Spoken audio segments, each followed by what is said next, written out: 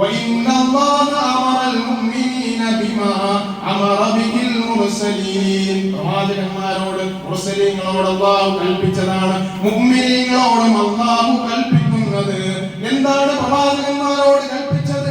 യാ അയ്യുഹർ റസൂലു കുലൂ മിനത് ത്വയ്യിബാത് വഅമലൂ സ്വാലിഹാ ഇന്നി ബിമാ തഅമലൂന ബസീർ.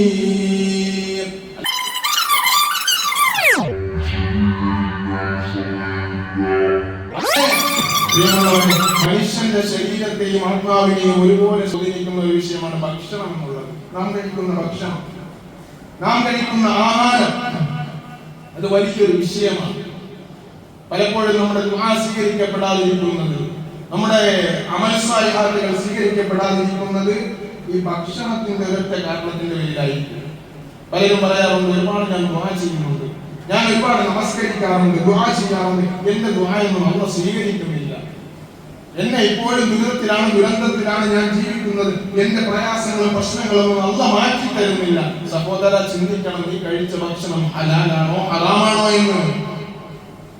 നമ്മുടെ ഉള്ളിലേക്ക് പോയ ഭക്ഷണം ഹലാലല്ല എങ്കിൽ, ഹറാമായ ഭക്ഷണമാണ് നമ്മുടെ വയറ്റിലേക്ക് പോയതെങ്കിൽ നമ്മുടെ ദുആയും സ്വീകരിക്കില്ല, നമ്മുടെ അമാലു സ്വാലിഹാത്തുകൾ ഒന്നും സ്വീകരിക്കില്ല. അല്ലാഹു മനസ്സിലാക്കാൻ തൗഫീഖ് നൽകട്ടെ. പ്രിയമുള്ള മുഅ്മിനീങ്ങളെ, സഹോദരങ്ങളെ, അതുകൊണ്ട് അല്ലാഹു പറയുന്നു, നിങ്ങൾ ഭക്ഷിക്കുമെങ്കിൽ, നിങ്ങൾ കഴിക്കുമെങ്കിൽ ഹലാലായി ഭക്ഷിച്ചു, നിങ്ങൾ നല്ലത് മാത്രം ഭക്ഷിക്കുക. ഒരു വിശ്വാസി ഭക്ഷിക്കേണ്ടത് അതാണ്. നബി സല്ലല്ലാഹു അലൈഹി വസല്ലം തങ്ങൾ തുടക്കത്തിൽ ഊഹിച്ചതുപോലെ പറഞ്ഞത്, അക്കല ത്വയ്യിബ, ഒരു തേനീച്ചയെ പോലെ ഭക്ഷിക്കേണ്ടത് നല്ലതായിരിക്കണം, ഹലാലായിരിക്കണം, ശുദ്ധമായിരിക്കണം. അതാണ് നബി സല്ലല്ലാഹു അലൈഹി വസല്ലം തങ്ങൾ മുഅ്മിനെ തേനീച്ചയെ പോലെ ഉപമിച്ചത്. അല്ലാഹുവിന്റെ വിശുദ്ധമായ ഖുർആൻ, യാ അയ്യുഹന്നാസ് കുലൂ മിമ്മാ ഫിൽ അർളി ഹലാലൻ ത്വയ്യിബാ.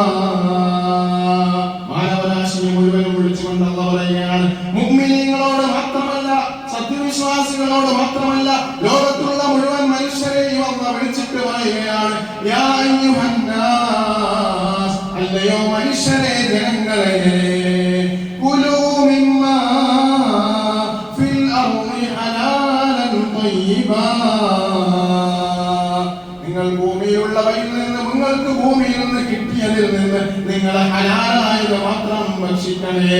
നിങ്ങൾ കഴിക്കുന്നെങ്കിൽ ഹലാലായത് കഴിക്കണേ, ഹറാമായത് നിങ്ങൾ കഴിക്കരുതേ. അല്ലാഹു നിഷിദ്ധമാക്കിയതൊന്നും നിങ്ങൾ കഴിക്കരുതേ, അതൊന്നും നിങ്ങൾ ആഹരിക്കരുതേ.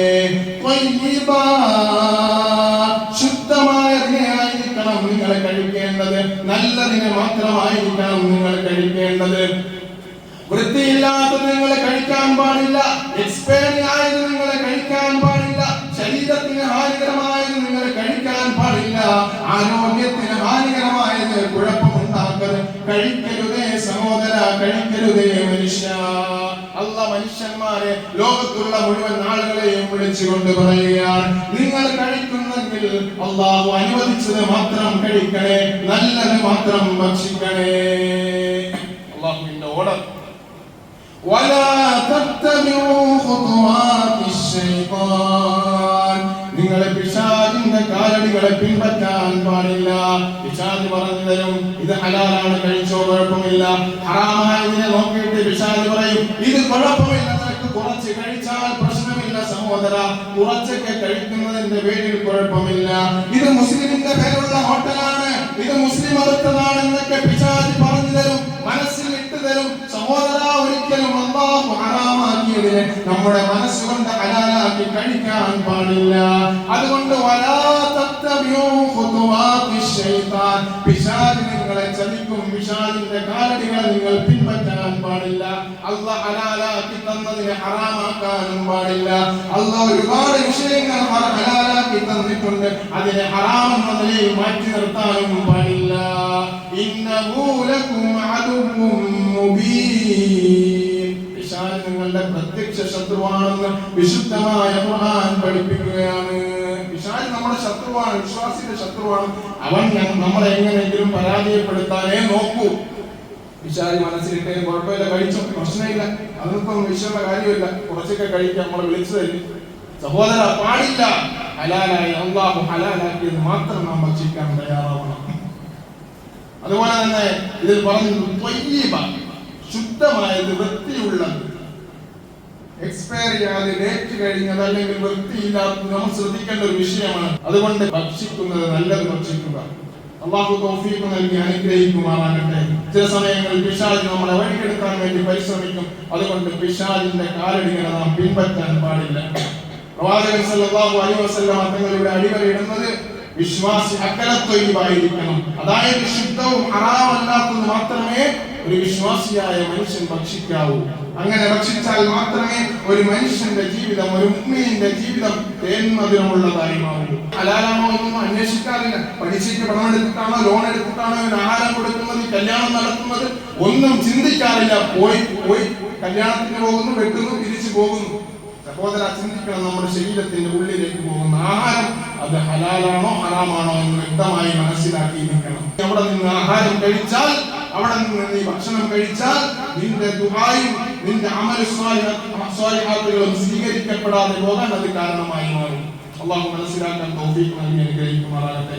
പ്രിയമുള്ള മുഅ്മിനീങ്ങളെ, സഹോദരങ്ങളെ, അള്ളാഹുവിന്റെ റസൂൽ സല്ലല്ലാഹു അലൈഹി വസല്ലം തങ്ങൾ പഠിപ്പിക്കുന്നു, ഇന്നല്ലാഹ ത്വയ്യിബുൻ ലാ യഖ്ബലു ഇല്ലാ ത്വയ്യിബാ. അല്ലാഹു പരിശുദ്ധനാണ്, അല്ലാഹു പരിശുദ്ധനാണ് സഹോദര.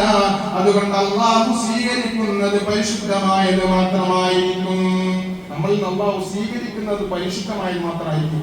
നമ്മളുടെ ദുആ, നമ്മുടെ നമസ്കാരം, നമ്മുടെ അമൽ സാലിഹാത്തുകളെല്ലാം പരിശുദ്ധമാണ്, ശുദ്ധമാണെങ്കിൽ മാത്രമേ അല്ലാഹുവിന്റെ അടുക്കൽ സ്വീകാര്യമാവുകയുള്ളൂ.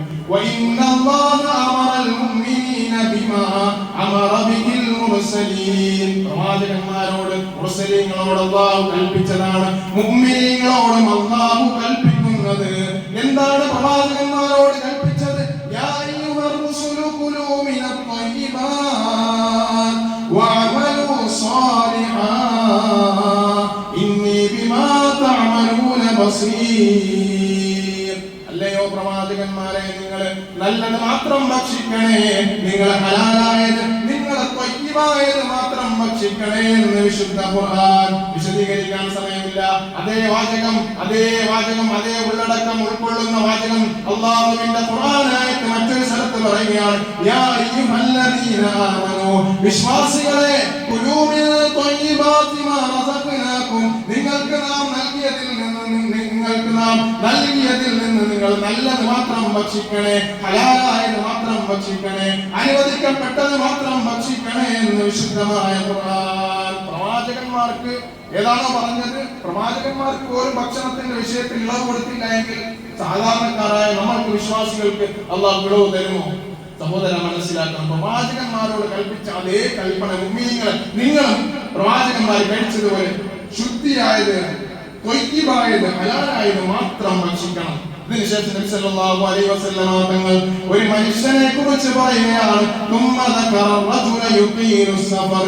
ദീർഘമായി സഞ്ചരിച്ചു കൊണ്ടിരിക്കുന്ന, വലിയൊരു യാത്ര ചെയ്തുകൊണ്ടിരിക്കുന്ന ഒരു മനുഷ്യനെ കുറിച്ച് പറയുകയാണ്, അശ്റഫ അബ്ബറ. അവന്റെ മുടി ജടപിടിച്ചിരിക്കുകയാണ്, അവന്റെ ശരീരമാസകലം പൊടി പിടിച്ചിരിക്കുകയാണ്. യമുദ്ദു യദൈഹി ഇലസ്സമാ.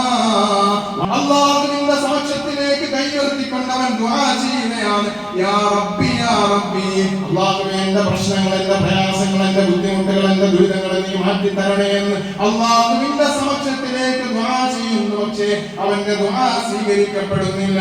അവന് ദുആ സ്വീകരിക്കാനുള്ള എല്ലാ കാരണങ്ങളും അവന്റെ മുമ്പിലുണ്ട്. ദീർഘമായ യാത്രയാണ്. യാത്ര ചെയ്യുന്നവന്റെ ദുആ സ്വീകരിക്കുമെന്ന് മുത്ത് റസൂൽ പഠിപ്പിച്ചിട്ടുണ്ട്. അല്ലാഹുവിന്റെ സമക്ഷത്തിൽ അവൻ ദരിദ്രനാണ്.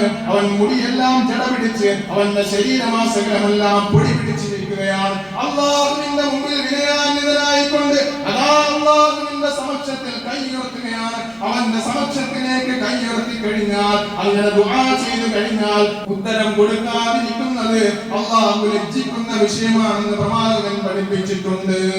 യാ റബ്ബി യാ റബ്ബി, അവൻ അല്ലാഹുവിന്റെ സമക്ഷത്തിലേക്ക് ദുആ ചെയ്യുന്നുണ്ട്.